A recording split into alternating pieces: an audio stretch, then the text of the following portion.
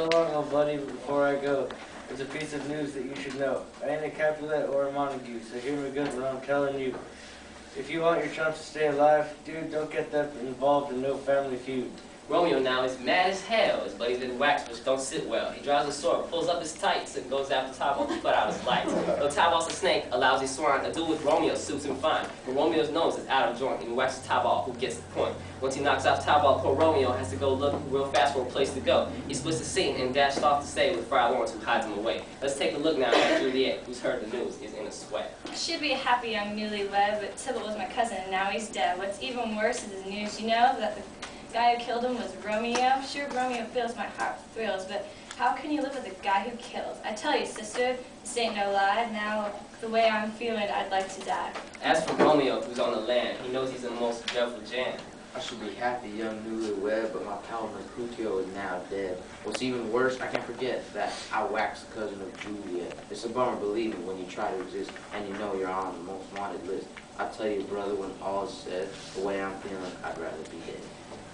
But they soon bounce back from feeling sad because they're still hung up on each other real bad. Stud Romeo shrugs off his gloom and climbs a wall into Juliet's room. One look at him and her gloom's gone too, and he stays in out with a piss and woo. They have a ball, but you can bet that the troubles ain't quite over yet. After Romeo splits, poor Juliet meets to pop an old man Capulet. He tells her, Julie, I'm thinking today that you ought to get hitched and right away. I picked a fella you'll get married to. His name is Paris, and he's the guy for you. This piece of news lays Juliet low, because she's already married to Romeo.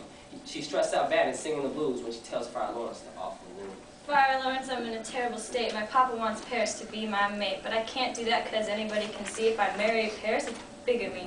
Now, Juliet, don't have a cow. I've a clever plan that'll work right now. I've prepared a special drug for you. You could call it a far-out miracle brew. You take one gulp and fall in a faint. Folks will think you're dead, but you really ain't. You'll be laid to rest, but then you'll revive and you'll feel real happy because you're alive. Then you flip this town and off it goes. You and your happy Romeo.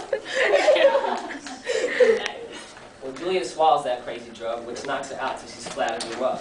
Put in tune, because her folks never guessed that she wasn't really dead, but just getting a rest. She'll wake up, of course, in a day or so and run off with her husband, Romeo. There's just one problem that lies ahead. Poor Romeo hears that Juliet's dead. He opens the tomb for a final look, and you gotta know that he's real shook. When he sees the body of his beautiful chick, he swallows some poison that kills him quick. He's learned their cold no longer alive when Juliet begins to provide. She looks around, and what does she see? Well, Romeo, as dead as can be. With him not around, what good is life? So she stabs herself with a suicide knife. With both of them dead, it's not good news for the Capulets and the Montagues. They're sobbing and weeping, and they're all unglued when they see the result of their family feud. They know in their hearts that they've been on wrong, so they promise each other they'll get along.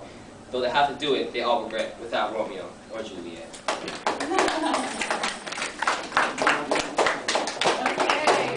Links are so